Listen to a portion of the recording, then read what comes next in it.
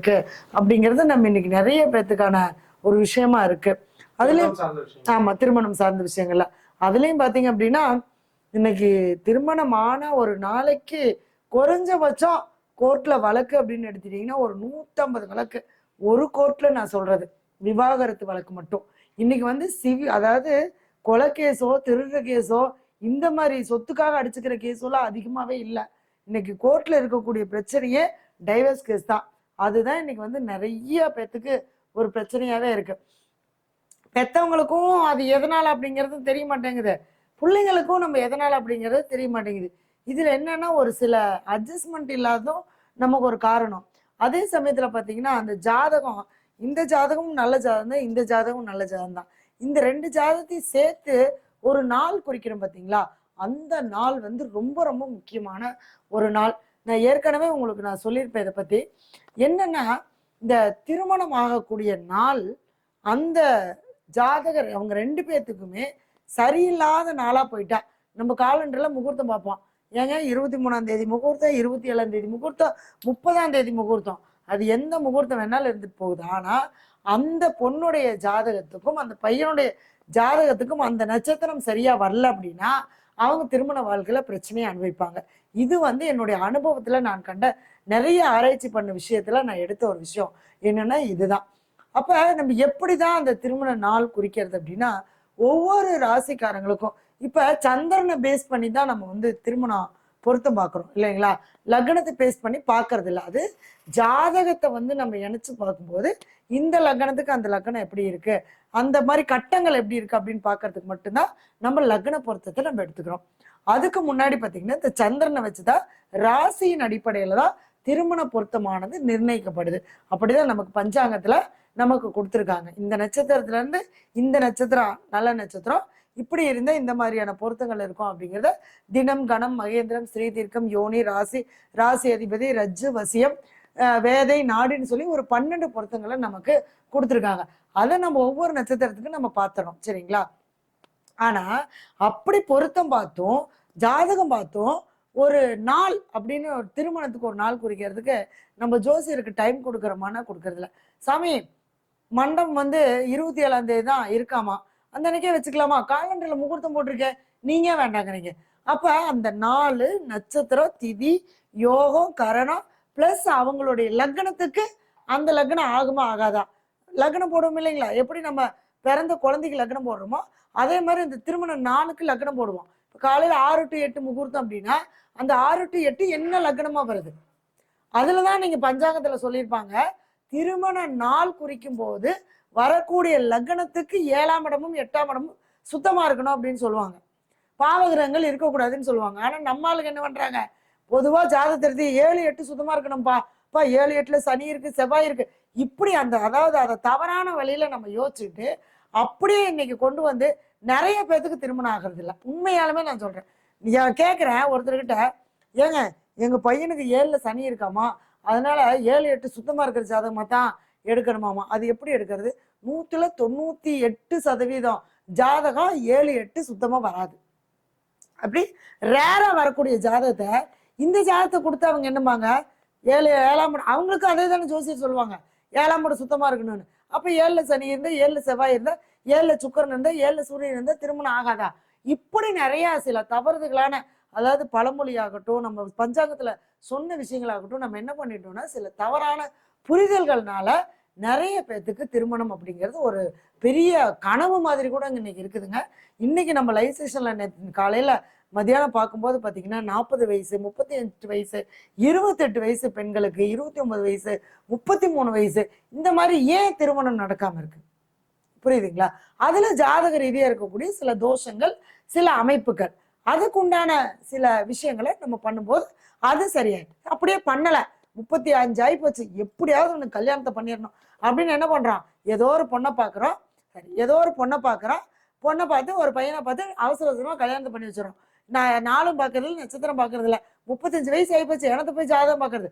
25 வயசுல என்னென்ன எதிர்பார்ப்போம், வரதட்சணை எதிர்பார்ப்போம், பொண்ணு அப்படி இருக்குன்னு எதிர்பார்ப்போம், இப்படி இருக்கணும்னு எதிர்பார்ப்போம், எல்லாம் கொண்டு வரணும்னு எதிர்பார்ப்போம். 35 வயசுல பொண்ணு கிடைச்சா போதுன்னு மட்டும் தான் நினைப்போம்.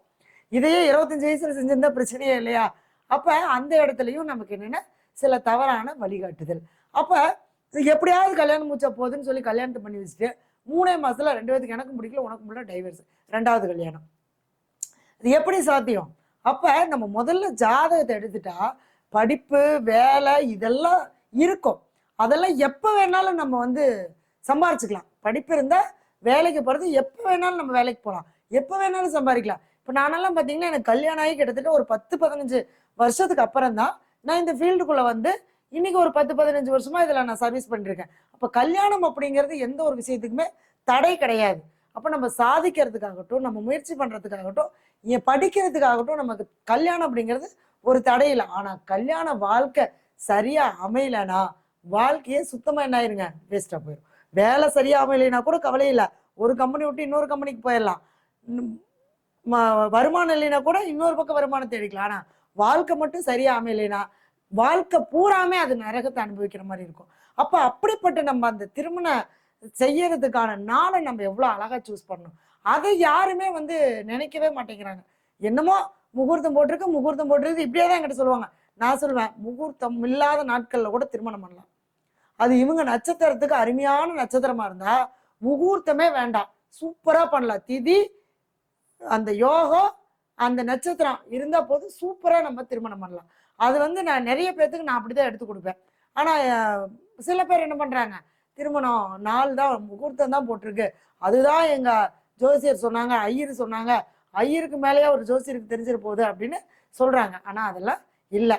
நம்ம ஜாதகத்துக்கு எப்படி அப்படிங்கிறத நம்ம தெரிஞ்சு நம்ம அதுக்கு தகுந்த மாதிரி நம்ம பண்ணிக்கிட்டோம்னா நிச்சயமா நம்ம எல்லா விஷயத்திலையுமே, திருமணம் மட்டும் இல்ல எல்லா விஷயத்திலையுமே நம்மளால ஜெயிக்க முடியும். அதுக்காக தான் ஜோதிடத்தை நாம் அந்த காலத்துல நம்ம முன்னோர்கள் வந்து அதை பார்த்து அதன் வழியில நம்ம நடக்கணும் அப்படிங்கிறதுக்காக தான் சில வழிமுறைகளை நமக்கு கொடுத்துட்டு போனாங்க.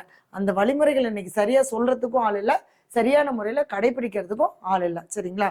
சரி, இப்ப வந்து முன்னாடி எல்லாரும் நீங்க என்ன ராசி என்ன நட்சத்திரம் உங்களுக்கு திருமணமான நாள் என்ன அப்படின்றத கமெண்ட் பண்ணுங்க. அதே போல டவுட்ஸ் இருந்தா இப்போ உடனே கால் பண்ணுங்க, மேடம் வந்து கால்ஸ் எடுப்பாங்க. கால் பண்ண வேண்டிய நம்பர் 8508510003 7502933307. Okay madam? சரி மேடம், வந்து பார்த்துட்டு இருக்க நேயர்கள் கமெண்ட் பண்ணுங்க. அம்மா என் தம்மாக்கு திருமணம் ஆகவில்லை, கரெக்டா? ஓகே மேம், அது திருமணம் ஆகவில்லைன்னா எந்த நாள்ல பண்ணா திருமண வாழ்க்கை நல்லா இருக்கும்ன்றத தெரிஞ்சுட்டு பண்ணுங்க. ஆமா, திருமணம் ஆகாதவங்களுக்கு பிளஸ் என்னன்னா அந்த திருமண நாள் குறிக்கிறது நம்ம சூப்பரா குறிச்சிடலாம். திருமணம் ஆனவங்களுக்கு அது நடந்து போச்சு, நடந்ததை அதை எப்படி சரி பண்ணிக்கலாம் அப்படிங்கிறதுக்கான வழிதான் இன்னைக்கு நம்ம சொல்ல போறோம். சரிங்களா? பார்த்துட்டு இருக்க நேயர்கள் வீடியோவை லைக் பண்ணிட்டு டபுள் கிளிக் பண்ணிட்டு ஷேர் பண்ணிட்டு பாருங்க. இப்போ வந்து உங்க பொண்ணு பையன் இந்த மாதிரி இருந்து இந்த மாதிரி திருமணம் நடந்துச்சு, அவங்களுடைய வாழ்க்கையில இந்த மாதிரி பிரச்சனை இருக்கு அப்படின்னா தயவு செஞ்சு நீங்க கமெண்ட் செக்ஷன்ல பதிவு பண்ணுங்க. உங்களுடைய கேள்விகள் எதுவாக இருந்தாலுமே நீங்கள் பதிவு பண்ணுங்க. இது என்னுடைய வாட்ஸ்அப் நம்பரு. நீங்கள் தனிப்பட்ட முறையில் நீங்கள் பார்க்குறதா இருந்தாலும் அனுப்பிச்சி விட்டு 2 பேர்த்தோடைய ஜாதகம், ஏன்னா இங்கே பிரச்சனையே என்னன்னா 2 பேர்த்தோடைய ஜாதகமும் அதை சேர்த்தக்கூடிய நாளும் நமக்கு, ஏன்னா கண்டிப்பாக நம்ம ஜாதகத்தில் விதி கொடுப்பனை இருந்தால் தவறான வழிகாட்டுதல் தான் கிடைக்கும். சரிங்களா? அந்த மாதிரி நீங்கள் பண்ணும்போது சரியாயிரும். ஓகேங்களா? சரி, இப்போ கடகராசி.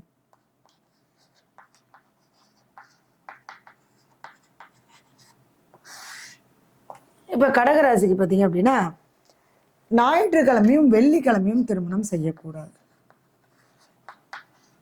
எல்லாரும் வெள்ளிக்கிழமை சூப்பராக இருக்கும் அப்படிங்கிறோம், ஆனால் கடகராசிக்கு ஞாயிற்றுக்கிழமையும் வெள்ளிக்கிழமையும் திருமணம் செய்யக்கூடாது. அதே மாதிரி பார்த்தீங்க அப்படின்னா உத்திர நட்சத்திரம், மக நட்சத்திரம், பூராட நட்சத்திரம், உத்திராட நட்சத்திரம், சதய நட்சத்திரம், அடுத்தது அவிட்ட நட்சத்திரம். இந்த நட்சத்திரங்கள் நாட்கள்ல திருமணம் செய்யக்கூடாது. உத்திரம், மகம், பூராடம், உத்திராடம், சதயம், அவிட்டம் இந்த நட்சத்திர நாட்கள்ல நம்ம திருமணம் செய்யக்கூடாது. அடுத்தது லக்னம் அப்படின்னு பார்த்தீங்க அப்படின்னா கடக லக்னம், அடுத்தது தனுசு லக்னம், மகர லக்னம், கும்ப லக்னம், மிதுன லக்னத்துல திருமணம் செய்யக்கூடாது. ஏன்? இப்ப கடக ராசி இதுக்கு தனுசு வந்து கடக லக்கணத்துல பண்ணக்கூடாது, ஏன்னா அது ஜென்ம லக்கணம். அடுத்தது 6வது லக்கணம் தனுசு லக்கணம், 8வது லக்கணம் கும்ப லக்கணம், அடுத்தது 12வது லக்கணம் மிதுன லக்கணம். இந்த லக்கணத்துல திருமணம் செய்யக்கூடாது. இதுல நம்ம இந்த பாதகத்தையும் நம்ம எடுத்துக்கும் போது இன்னுமே நமக்கு இதா இருக்கும். இப்போ கடகத்துக்கு வந்து பார்த்தீங்கன்னா ரிஷபம் வந்து பாதகாதிபதி சுக்கிரன். அப்போ ரிஷப லக்கணத்துல நம்ம அவாய்ட் பண்ணிக்கலாம். இந்த மாதிரி சில விஷயங்கள் நம்ம சேர்த்துக்கலாம். சரிங்களா? சரி, இப்படி நமக்கு நடந்திருந்தால் என்ன மாதிரியான பிரச்சனைகள் வரும்னா, கணவனுடைய தாய் வழி பிரச்சனைகள் கொடுக்கும். இதே பொண்ணுடைய ஜாதகம் வந்து கணவன், இதே பையனுடைய ஜாதகம் வந்தால் மனைவி வழி தாய் வழி பிரச்சனைகள், அவங்க மூலமா அவங்க அம்மா மூலமா பிரச்சனைகள் இருந்துகிட்டே இருக்கும். அடுத்தது குழப்பம், எதையுமே தெளிவா செய்ய முடியாது, ஒரு பயம் இருந்துகிட்டே இருக்கும், ஒரு மனசுல ஒரு சோர்வு இருந்துகிட்டே இருக்கும். அதாவது ஒரு ஜானேர்னா ஒரு முளைஞ்சிருக்கும். அந்த மாதிரி ஒரு ஏற்றத்தாழ்வுகள், ஒரு மாற்றம் அப்படிங்கிறது நமக்கு வருமா அப்படின்றத பல முறை யோசிச்சு பார்ப்பாங்க. ஆனா அந்த மாற்றங்கள் அப்படிங்கிறது பெரிய ஒரு வரவே வராது அப்படிங்கிற ஒரு சூழ்நிலையில தான் கொடுக்கும். அதாவது ஒரு விஷயத்தை தாண்டி போய் இன்னொரு விஷயத்த செய்யலாம்னா மீண்டும் அந்த விஷயத்திலேயே நம்ம நிக்கிற மாதிரி இருக்கும். சரிங்களா? அடுத்தது பெண் குழந்தைகள் விஷயத்துல ரொம்ப கவனமா இருக்கணும். தகப்பன் வழியிலையும் பகை ஏற்படும். திருமணத்துக்கு அப்புறம் அப்பா சொத்து கொடுக்க மாட்டேன், அப்பா சண்டைக்கு வர்றது, அப்பாவால பிரச்சனை ஏற்படுறது, இது எல்லாமே இந்த மாதிரி திருமணம் பண்ணியிருந்தா நமக்கு நடக்கும். சரிங்களா? சிலருக்கெல்லாம் பார்த்தீங்கன்னா அப்பா தான் எதிரியா இருப்பாங்க. என்னடா கல்யாணம் பண்ணதுக்கு அப்புறம் எங்க அப்பா எனக்கு சுத்தமா பேசுறதில்ல, எனக்கு எதுவுமே செய்யறதில்ல, எங்க அப்பா தான் எனக்கு ஃபர்ஸ்ட் எதிரி ஆயிட்டாரு அப்படின்லாம் நம்ம கேள்விப்பட்டிருப்போம் இல்லையா? அந்த மாதிரி இருக்கும். சரிங்களா? அதே மாதிரி தொழில்ல வியாபாரத்துல ஏற்றத்தாழ்வுகள் இருக்கும். அதாவது ஒரு நிலையான ஒரு வேலையை செய்ய முடியாது. இந்த வேலை தான் நமக்கு நிலையானது, இந்த தொழில நமக்கு நிலையானதுன்னு இல்லாம ஒரு ஏற்றத்தாழ்வுகள் இருந்துகிட்டே இருக்கும். சரிங்களா? கடன் அப்படிங்கிறது எப்பவுமே இருந்துட்டே இருக்குங்க. கடன், அதாவது கல்யாணத்துக்கு முன்னாடி வரைக்கும் பார்த்தா கடனே வாங்க மாட்டேன், எனக்கு சாப்பாட்டுக்கே இல்லாட்டி கூட நான் கடனே வாங்க மாட்டேன்னு இருந்தவங்க கூட இந்த மாதிரி நாட்கள்ல திருமணம் ஆகும்போது, இந்த மாதிரி லக்னத்துல திருமணம் ஆகும்போது, இந்த மாதிரியான நட்சத்திரங்கள்ல திருமணம் ஆகும்போது வாழ்க்கையே கடன்ல தான் தத்தளிக்கும். அந்த மாதிரி இருக்கும். சரிங்களா? ஒரு சிலருக்கு வந்து பார்த்தீங்கன்னா ஹார்ட் ப்ராப்ளம், நுரையீரல் சம்மந்தப்பட்ட பிரச்சனை, தீராத தலைவலி, வயிறு சம்மந்தப்பட்ட பிரச்சனை, இந்த மாதிரி நிறைய பல உபாதைகள் இருந்துகிட்டே இருக்கும். போராட்டம், வாழ்க்கையே போராட்டம்னு சொல்றோம் இல்லையா? அந்த மாதிரியான சில பிரச்சனைகளும் இருக்கும். அதே மாதிரி கணவன் மனைவி கூட அந்த ஒற்றுமை அப்படிங்கிறது கொஞ்ச நாள் தான் இருக்கும்.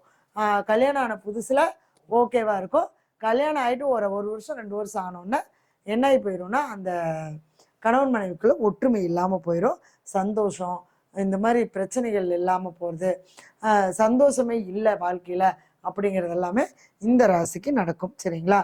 இவங்க வந்து என்ன பண்ணணும் அப்படின்னு பார்த்தீங்கன்னா, திங்கக்கிழமையும் ஹஸ்த நட்சத்திரமும் வரக்கூடிய நாள்ல திங்களூர்ல, கும்பகோணம் பக்கத்துல திங்களூர் இருக்கு இல்லையா, அந்த திங்களூர்ல சந்திர பகவானுக்கு 11 தீபம் ஏற்றி தேங்காய் எண்ணெயில விளக்கேற்றி ஒரு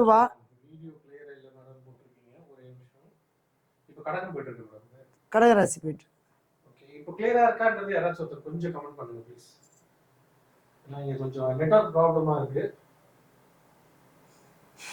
ராகு திரை மறைவா நல்லா தான் இருக்கு. இப்போ கொஞ்சம் ஓகேன்னு நினைக்கிறேன், பாருங்க. பிரியதர்ஷினி எம்எம்னு போட்டிருக்கீங்க, கரெக்டா இருக்கா? எஸ் அப்படிங்கிறது ஓகே. அப்ப இந்த மாதிரி எல்லாம் இருக்கும்போது என்னன்னா திங்களூர் ஒரு 11 என்ன சூடா இருக்கு,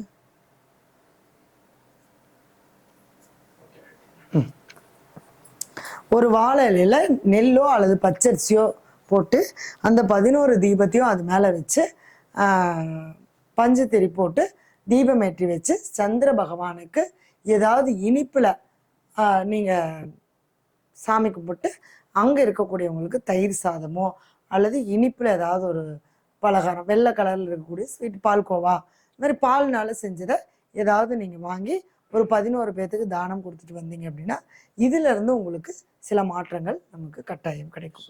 சரிங்களா? இப்ப வந்து என்னன்னா உங்க கடகம், ஆமா,